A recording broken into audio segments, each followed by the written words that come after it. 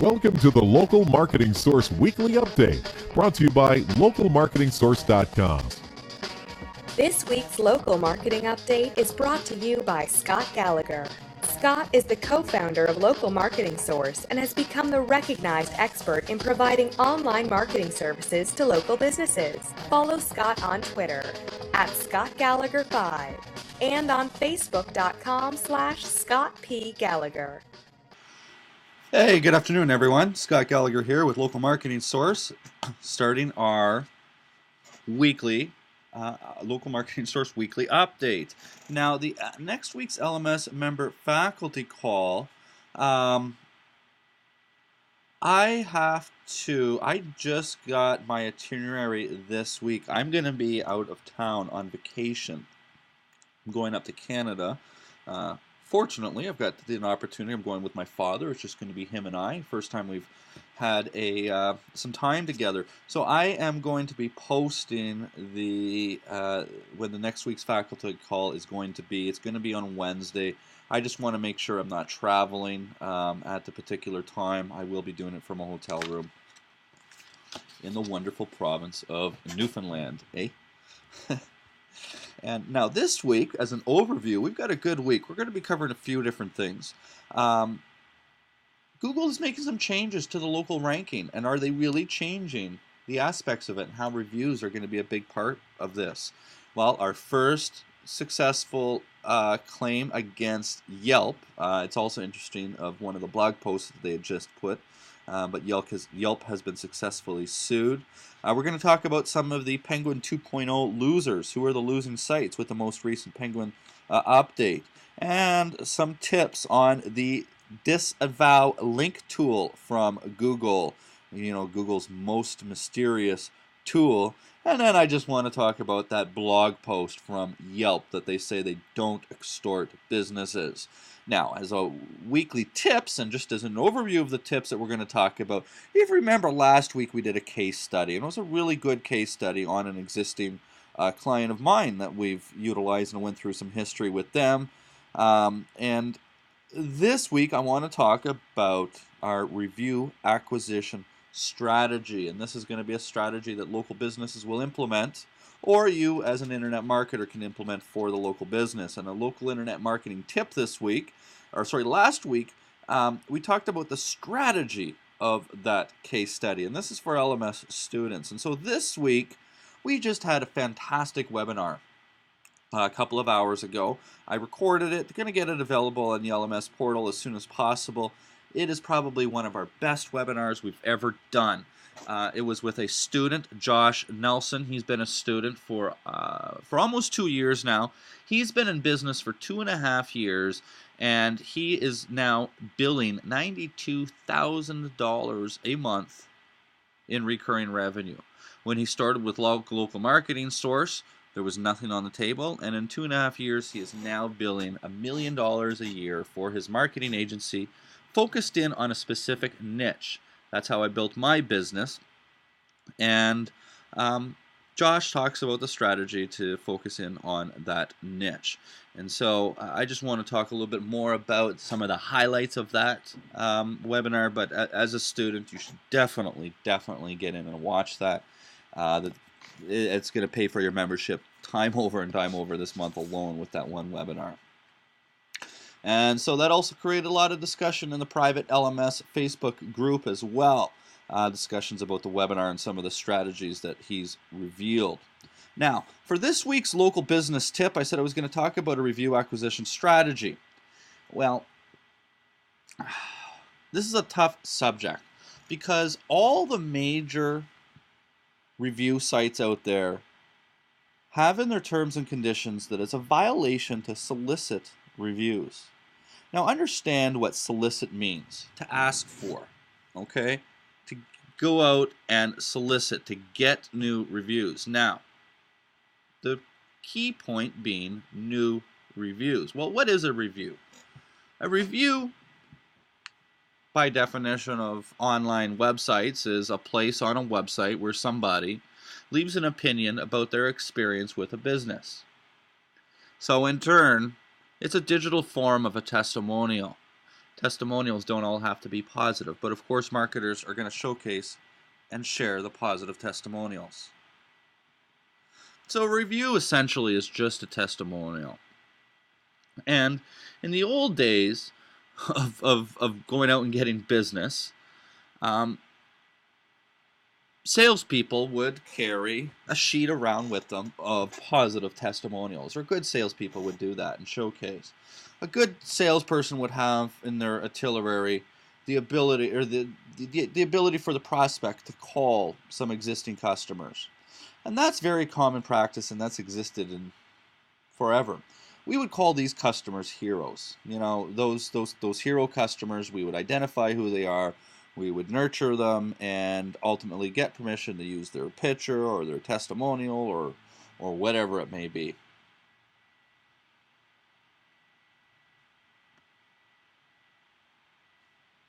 So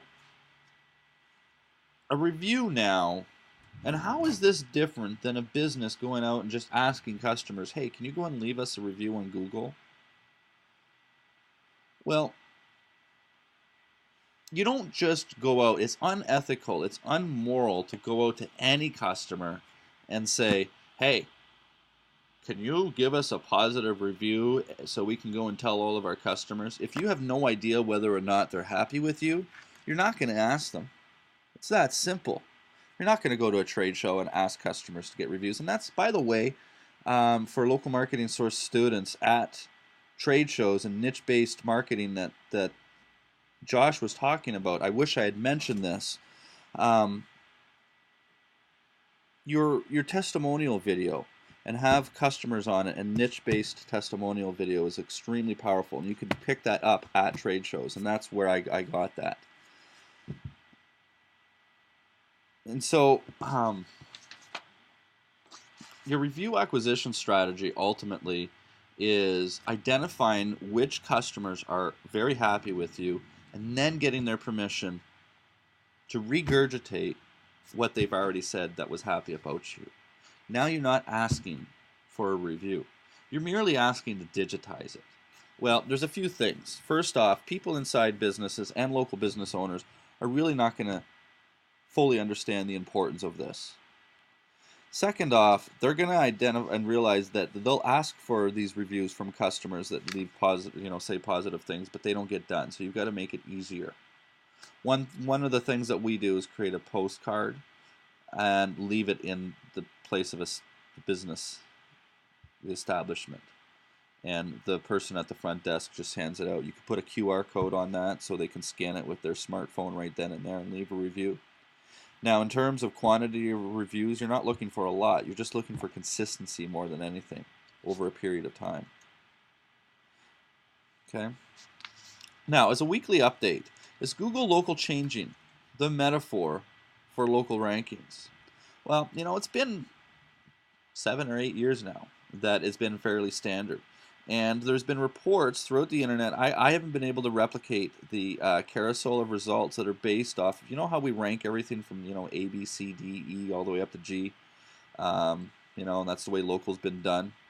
Well, there's screenshots floating around the internet in the last couple of days for local tests that may be utilizing a different type of environment, and it seems to be flat, and essentially it's not ranking the results in the same fashion, but it's ranking it based off of elements of reviews. And so I think that's why having these review acquisition systems are very important, that as time goes on and as these algorithms and the social aspects of search, once these come into play more, the reviews ultimately are going to have greater impact and the search engine's ability to rank. Well, Yelp was successfully sued in a small claims court. Of course, he was an attorney. Basically, the attorney was promised so much activity, never received that activity, brought it to court, sued them, and the McMillan Law Group got their money back. And really, that's the ability of Yelp not being able to demonstrate and properly identify what's being sold. Well, perception is reality. Now, Penguin 2.0, we've had a lot of different Penguin updates, but this is the biggest Penguin update that we've had since the first one. It's been about a month now, or a couple of weeks, excuse me. And some of the biggest updates from last week's Penguin update are the sites that we would typically like to see get down in the world of spam. That would be pornography sites, gaming sites. But interestingly, it's also big brand sites. And if you remember the previous updates of Panda and Penguin, brands actually got a lot of favor. And so now big brands like Dish.com and the Salvation Army are ultimately losing some authority, which I think is, levels the playing field. So Google's Disavow tool. And first off, what is the Disavow tool? Well, with these updates, Penguin and Panda, one of the factors of Panda was spammy links. And we really wanted to go in. And the best thing to do was always told to go in and get those links removed. But the second aspect is utilizing Google's Disavow tool. And it's a very dangerous tool. It's not a tool that I've used. But I'm gonna start using it. I think that there's enough history now. And, there's different experiments done. There's people that have done experiments that have tried to disavow 35,000 links to a website. With 0 results. Others have said that it takes 2 months for any of this to happen. Others are saying that you have to file a reconsideration request for your disavow links to acquire, and others aren't.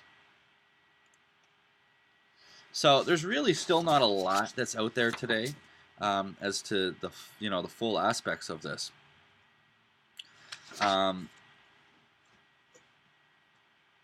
But here's just a couple of tips to think about if considering to use that tool for links and ranking. And, the absolute first thing is always try to get the link. Always try to get the link removed rather than using the Disavow tool. That is something that I've consistently read everywhere over time. You can download all of your links directly from Google Webmaster Tools as well to get your list of links in an Excel file. Identify what the bad links are. There are ways that you can do it manually, but a tool like Link Detox, okay, if you go to Link Detox and then upload your file, it will highlight which links are negative. Then once you find out which links are negative, you're going to communicate to get those links removed. Then, if none of this happens, disavow entire domains, okay? Disavow entire URLs, not just particular pages. So there's some of the strategy to go forward to get links removed, some tips that are along with it, and don't be too afraid to use it though, okay? And then finally, I was going to mention that Yelp had put a post on their own blog that Yelp does not extort businesses. See for yourself. And they've given 4 different aspects to try and prove themselves. Well, they're getting a lot of different media, negative media, regarding how they deal with small businesses, and that they deal with people that advertise with them differently than non-advertisers. Well, they're trying to cover themselves. I know firsthand that they do. It's that simple. The reason why I say firsthand is, trying to get stuff done through normal channels is like pulling teeth. And when you wanted to get something done, you have sales reps that call out. And there was a time that we'd said to the sales rep, we're not going to spend on behalf of the client. We're not going to spend money with Yelp until you fix this. Same day it was fixed, something that we'd been trying for a long period of time. And so right then and there, Yelp does it. They can cover themselves all they want. Well, if they're really that bad, they're going to get exposed.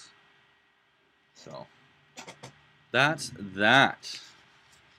Well, as a reminder, definitely go and check out that webinar. So now this is going to come to the conclusion of our update, and I am going to talk a little bit about what Josh was talking about in that webinar and why you should definitely go out and check it out when I do get the recording up. But if you can give me 30 seconds, I will be right back.